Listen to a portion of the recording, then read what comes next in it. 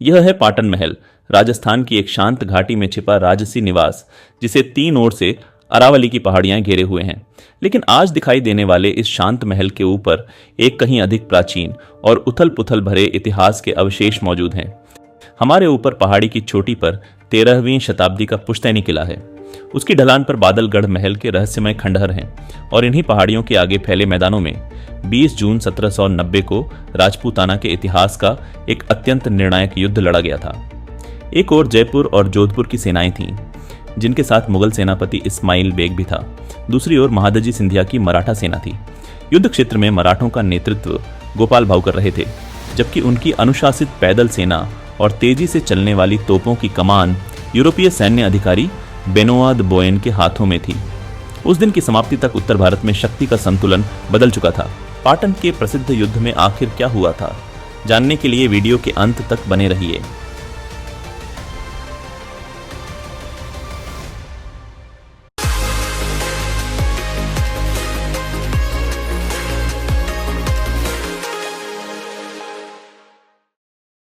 हम इस समय राजस्थान के सीकर जिले की नीम का थाना तहसील में स्थित ऐतिहासिक नगर पाटन में हैं।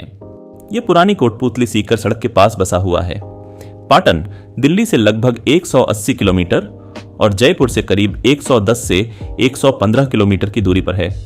यह क्षेत्र कभी तंवरावाटी या तोरावाटी कहलाता था, एक ऐसा नाम जो तंवर अथवा तोमर राजपूतों से जुड़ा माना जाता है।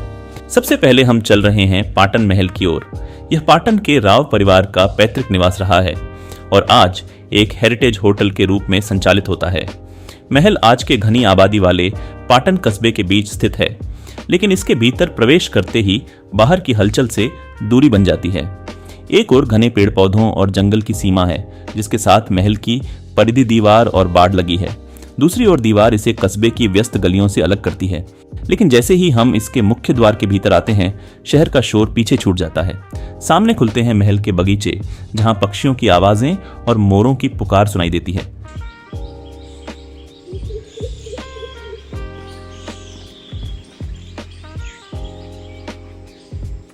बगीचे में कई ऐसे कोने हैं जहां मेहमान बैठकर हरियाली और आसपास के दृश्य का आनंद ले सकते हैं। महल का मुख्य भाग थोड़ी ऊंचाई पर बनाया गया है, इसलिए इसके स्तर तक पहुंचने के लिए हमें पहले सीढ़ियों का एक छोटा सा रास्ता चढ़ना पड़ता है। महल के सामने वाले हिस्से की ओर बढ़ते हुए एक छोटा सा उद्यान और बैठने की जगह दिखाई देती है। शाम के समय यहाँ बैठकर चाय का आनंद लिया जा सकता है। एक ओर पाटन महल का सुंदर अग्रभाग और दूसरी ओर पहाड़ियों का दृश्य। इसके कोनों पर बनी छतरियां इस स्थान को खास पहचान देती हैं। पाटन महल का अग्रभाग राजपूताना महल वास्तुकला की भव्यता दिखाता है। इसकी ऊंची सममित मुखाकृति के बीचों बीच निकला हुआ बहुमंजिला झरोखा सबसे पहले ध्यान खींचता है। नीचे विशाल प्रवेश द्वार है, जिसके ऊपर मेहराबों वाली खुली बालकनियां बनी हैं। पूरे अग्रभाग पर बार बार दिखाई देने वाली घुमावदार कंगूरेदार मेहराबें मुगलकालीन प्रभाव की याद दिलाती हैं, जबकि कोनों पर बनी छतरियां उनके गुंबद और कलश राजपूत स्थापत्य की पहचान है। गुलाबी गेरुए रंग की दीवारों पर सफेद रेखाओं से बने पुष्प और मेहराबी अलंकरण इसे और निखारते हैं। दिलचस्प बात यह है कि पारंपरिक मेहराबों के बीच लगे आयताकार कांचदार खिड़की दरवाजे महल के अपेक्षाकृत बाद के द्वार के रूपांतरणों की झलक देते हैं। अब हम पाटन महल के मुख्य द्वार से भीतर प्रवेश कर रहे हैं। यह ऊंचा और मजबूत द्वार पुराने किलों के प्रवेश द्वारों जैसा दिखाई देता है, जिसके भीतर आज भी लकड़ी की भारी सांकलें लगी हैं। अंदर प्रवेश करते ही होटल का रिसेप्शन आता है। दीवारों पर पाटन के शाही परिवार के पुराने चित्र सजे हैं, जो इस महल के इतिहास से हमारा परिचय कराते हैं। अरावली की तलहटी में स्थित पाटन महल राव दिग्विजय सिंह का पैतृक निवास है। उन्होंने अपने इस पारिवारिक घर को अब यात्रियों के लिए खोल दिया है। आज यह महल एक हेरिटेज होटल है। रिसेप्शन के आगे एक खुला आंगन है, जिसके चारों ओर भूतल के कमरे बने हुए हैं। सामने की ओर बैठने के लिए एक सुकून भरी जगह है और उसके पास ही एक छोटा सा मंदिर भी स्थित है। महल के भीतर बना यह आंगन पुराने राजस्थानी घरों की पारंपरिक योजना की याद दिलाता है, जहां कमरे, बैठक और पूजा का स्थान एक ही केंद्रीय प्रांगण के आसपास व्यवस्थित होते थे। 1980 के दशक तक पाटन का शाही परिवार अपना अधिकांश समय जयपुर में बिताने लगा था और इस महल में केवल कभी कभार ही आता था। साल 2005 में राव दिग्विजय सिंह वापस पाटन आए और महल के व्यापक जीर्णोद्धार का काम शुरू किया। यह कार्य लगभग 5 वर्षों तक चला। उद्देश्य महल को अधिक से अधिक कमरों में बांट देना नहीं था, बल्कि इसकी विशालता और मूल पहचान को बचाए रखना था। इसलिए चित्रित दीवारें और छतें, पुराना फर्नीचर, खुली छतें, अनोखी सीढ़ियां और महल के शांत छिपे हुए कोने, इन सबको संरक्षित रखा गया। आधुनिक स्नानघर और आवश्यक सुविधाएं जोड़ी गईं, लेकिन महल का अनुभव आज भी किसी नए बने होटल का नहीं, बल्कि एक जीवित पारिवारिक राजमहल का ही है। आइए अब भूतल के एक कमरे के भीतर चलते हैं। यह केवल एक साधारण कमरा नहीं, बल्कि एक छोटे से आवास जैसा है, जिसमें अलग बैठक, शयन कक्ष और स्नानघर शामिल हैं। कमरे का आकार असाधारण रूप से बड़ा और हवादार है। यहाँ रखा फर्नीचर शेखावाटी शैली से प्रेरित है, जबकि रंगीन कांच, चित्रित छतें और पारंपरिक कारीगरी इस जगह को पुराने राजपूत निवास का वातावरण देते हैं। आधुनिक सुविधाओं के साथ भी इन कमरों में महल का मूल चरित्र बचाकर रखा गया है। अब आइए ऊपर की मंजिल के कमरों को देखने चलते हैं। ऊपर जाने का रास्ता किसी संकरी, हल्की अंधेरी गली जैसा है, जो ढलान के साथ धीरे धीरे ऊपर चढ़ता है।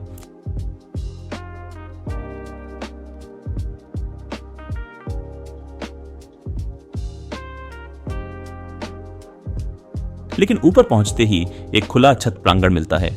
इसे आप महल की खुली टेरेस या छत का आंगन कह सकते हैं। नीचे से जिन छतरियों के गुंबद दिखाई दे रहे थे, वे यहां से और भी सुंदर लगते हैं। इन खुली छतों से महल की बनावट और आसपास की पहाड़ियों का दृश्य एक साथ सामने आता है। इस मंजिल के कमरे और भी बड़े हैं, लगभग स्वीट जैसे।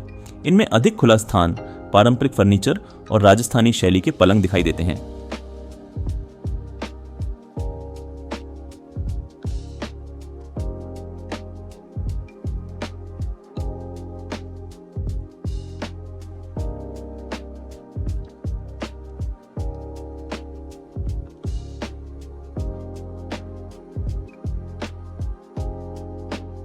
लेकिन इन कमरों की सबसे बड़ी विशेषता है इनका दृश्य। यहां से नीचे महल के बगीचे, सामने की पहाड़ियां और पहाड़ी की चोटी पर स्थित पुराना पाटन किला दिखाई देता है। इस किले को लगभग 13वीं शताब्दी का माना जाता है। इसके नीचे बाद में बादल महल का निर्माण हुआ, जबकि जिस पाटन महल में हम आज ठहरे हैं वह अपेक्षाकृत नया, लगभग 200 वर्ष पुराना भवन है। अब आइए महल के दूसरे हिस्सों की सैर करते हैं। इस विशाल परिसर में टहलने और अलग अलग कोनों को देखने के लिए काफी जगह है। कुछ हिस्सों में कमरे बने हैं, जबकि पीछे की ओर एक और खुला आंगन है। यह आंगन मुख्यतः व्यस्त पर्यटन सीजन में उपयोग में आता है। हमारे आने के समय यहाँ कोई गतिविधि नहीं थी, इसलिए यह हिस्सा शांत और खाली सा था।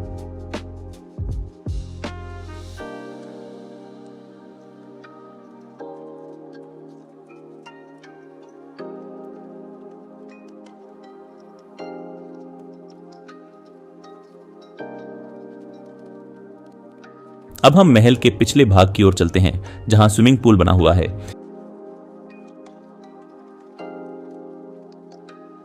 यह एक सुंदर बगीचे के बीच स्थित है। इसका रूप किसी आधुनिक आयताकार पूल जैसा नहीं है। इसे पारंपरिक शैली में बनाया गया है और इसके चारों ओर हाथियों की प्रतिमाएं लगी हैं। मोटर चलने पर इन हाथियों की सूंड से पानी फव्वारे की तरह निकलता है। हरियाली, पुराने महल की दीवारों और इस पारंपरिक सजावट के बीच यहां तैरने का अनुभव काफी अलग और सुकून भरा लगता है।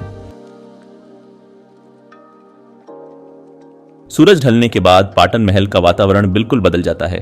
शहरों की तरह यहां गाड़ियों के हॉर्न, ट्रैफिक और लगातार चलती आवाजों का शोर नहीं सुनाई देता। बस हवा की सरसराहट, कभी पक्षियों की दूर जाती आवाज और महल के शांत प्रांगण। महल में रोशनी भी बहुत संयम से की गई है, इसलिए चांदनी रातों में यह जगह और भी अलग दुनिया जैसी लगती होगी। पुराने गुंबदों, छतरियों और पेड़ों पर बिखरी हल्की चांदनी और सामने अंधेरे में खड़ी पहाड़ियां। अगर कुछ समय के लिए शहर की भागती जिंदगी से कटकर शांति में रहना हो तो पाटन महल एक बेहद सुंदर ठिकाना है।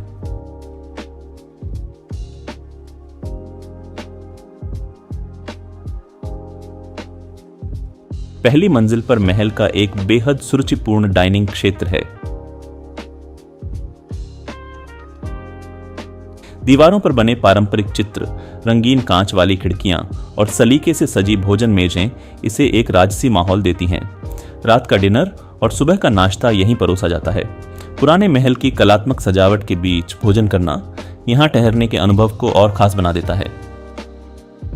अगले दिन होटल ने हमारे लिए उस पहाड़ी तक ट्रैक की व्यवस्था की जिसकी चोटी पर पुराना पाटन किला और बादल महल स्थित हैं।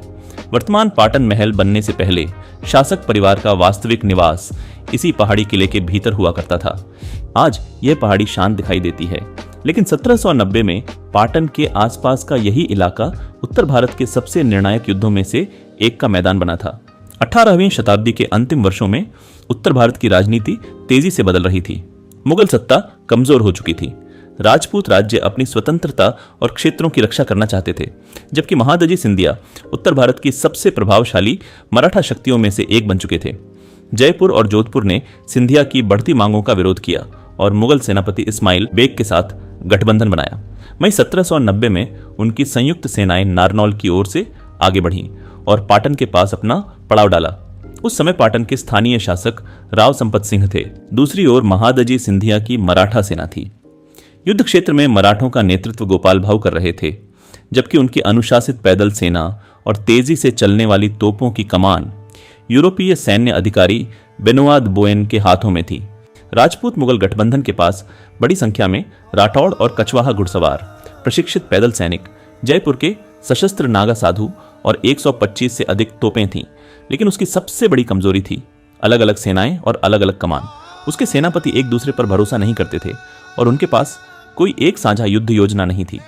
इसके विपरीत मराठों के पास तोपें कम थीं, लेकिन वे अधिक गतिशील थीं। उनकी सबसे बड़ी ताकत थी दबोयन की अनुशासित पैदल सेना, जिसे तोपखाने के साथ तालमेल बनाकर लड़ने और संगीनों का प्रयोग करने का प्रशिक्षण दिया गया था। 22 मई को मराठों ने राजपूत मुगल मोर्चे पर सीधा आक्रमण किया, लेकिन भारी तोपबारी के कारण उन्हें पीछे हटना पड़ा। इसके बाद लगभग 1 महीने तक दोनों सेनाएं आमने सामने डटी रहीं। 20 जून 1790 को दोनों पक्ष एक बार फिर युद्ध के लिए तैयार हुए। कई घंटों तक कोई बड़ा आक्रमण नहीं हुआ, लेकिन शाम के समय मराठा अनियमित घुड़सवारों ने इस्माइल बेग के पशुओं पर कब्जा कर लिया और उन्हें छुड़ाने के प्रयास में एक छोटी झड़प शुरू हो गई। जल्द ही यह झड़प बड़े युद्ध में बदल गई। मराठा घुड़सवारों ने राठौड़ सेना के सामने से पीछे हटने का नाटक किया। उन्हें भागता हुआ समझकर राठौड़ घुड़सवार अपनी सुरक्षित ऊंची स्थिति छोड़कर खुले मैदान में उतर आए। दबोयन इसी अवसर की प्रतीक्षा कर रहा था। राठौड़ घुड़सवार तोपों की सीमा में आते ही मराठा तोपखाने और बंदूकधारियों ने उन पर गोलाबारी शुरू कर दी। राजपूत तलवारबाज जब पैदल सेना तक पहुंचे तो उनका सामना संगीने लगाए अनुशासित सैनिकों से हुआ। इसके बाद दबोयन की सेना ने गठबंधन की कुछ तोपों पर कब्जा कर लिया और उन्हीं तोपों को मोड़कर इस्माइल बेग की सेना पर बगल से गोलाबारी शुरू कर दी। केंद्र के टूटने और इस्माइल बेग की सेना पर दोनों ओर से दबाव पड़ने के बाद गठबंधन की युद्ध व्यवस्था बिखरने लगी। रात लगभग 9 बजे तक संगठित प्रतिरोध समाप्त हो चुका था। मराठा घुड़सवारों ने रात और अगले दिन तक पीछे हटती सेना का पीछा किया। इस्माइल बेग कुछ घुड़सवारों के साथ बच निकला। बड़ी संख्या में पैदल सैनिकों ने आत्मसमर्पण किया और 100 से अधिक तोपों सहित भारी मात्रा में हथियार, हाथी, ऊंट और सैन्य सामग्री मराठों के हाथ लगी। अगली सुबह बोयन अपनी तोपें लेकर पाटन पहुंचा। राव संपत सिंह के लिए लंबे समय तक तोपबारी सहना संभव नहीं था, इसीलिए पाटन और उसके किले ने समझौते के बाद आत्मसमर्पण कर दिया। अब हम नीचे स्थित पाटन महल और ऊपर के किले के बीच बने बादलगढ़ महल तक पहुंच चुके हैं। परंपरा के अनुसार बादलगढ़ का निर्माण 13वीं शताब्दी के आसपास हुआ था, जब तोमरों ने पाटन में अपना सुरक्षित गढ़ स्थापित किया। आज इसकी संरचना का केवल कुछ हिस्सा बचा है, लेकिन इसका स्थान आज भी इसके पुराने महत्व को स्पष्ट करता है। यह पहाड़ी से सुरक्षित था, किले के निकट था और यहाँ से घाटी तथा दूर के मैदानों पर नजर रखी जा सकती थी। इसके टूटे हुए मेहराब और खुले कक्ष इसलिए भी आकर्षक लगते हैं क्योंकि अब आसपास का प्राकृतिक दृश्य इस इमारत का हिस्सा बन चुका है। कई स्थानों से छत गायब हो चुकी है, दीवारें आकाश को किसी चित्र की तरह घेरती हैं और खुले हिस्सों से नीचे स्थित वर्तमान पाटन महल दिखाई देता है। यह बादलों के बीच बना केवल कोई सुंदर विश्राम स्थल नहीं था।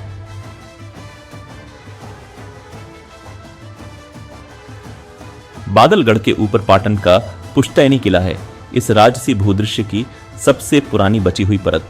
सदियों की धूप, बारिश और हवाओं के कारण इसका बड़ा हिस्सा खंडहर बन चुका है। फिर भी पहाड़ी की खड़ी और खुली चढ़ाई आज भी बताती है कि इस किले पर सीधा आक्रमण करना कितना कठिन रहा होगा। पाटन का युद्ध मराठों की निर्णायक विजय थी, लेकिन इसका अर्थ यह नहीं था कि जयपुर और जोधपुर को तुरंत मराठा राज्य में मिला लिया गया। इस विजय का सबसे बड़ा परिणाम यह था कि जयपुर और जोधपुर की संयुक्त रूप से सिंधिया का सामना करने की सैन्य क्षमता टूट गई। इस्माइल बेग की सेना लगभग समाप्त हो गई। राजपूत गठबंधन ने अपनी तोपें, प्रशिक्षित सैनिक, सैन्य सामग्री और आत्मविश्वास खो दिया। उत्तर भारत में सिंधिया का प्रभाव और मजबूत हो गया। दबोयन की विजय ने यह भी सिद्ध कर दिया कि अनुशासित पैदल सेना और तेजी से चलने वाली तोपें शक्तिशाली पारंपरिक घुड़सवार सेना को भी पराजित कर सकती थीं। जदुनाथ सरकार ने पाटन को पुराने ढंग का वह अंतिम बड़ा युद्ध कहा जिसमें जयपुर की सेना ने भाग लिया था। उनके अनुसार 1790 के पाटन युद्ध से लेकर 1818 में जयपुर द्वारा अंग्रेजों के साथ संरक्षण संधि किए जाने तक का समय जयपुर के इतिहास के सबसे कठिन कालखंडों में से एक था। पाटन इसलिए केवल एक पक्ष की दूसरे पक्ष पर विजय की कहानी नहीं है, यह भारतीय युद्ध कला और राजनीति में आ चुके परिवर्तनों का भी प्रतीक था।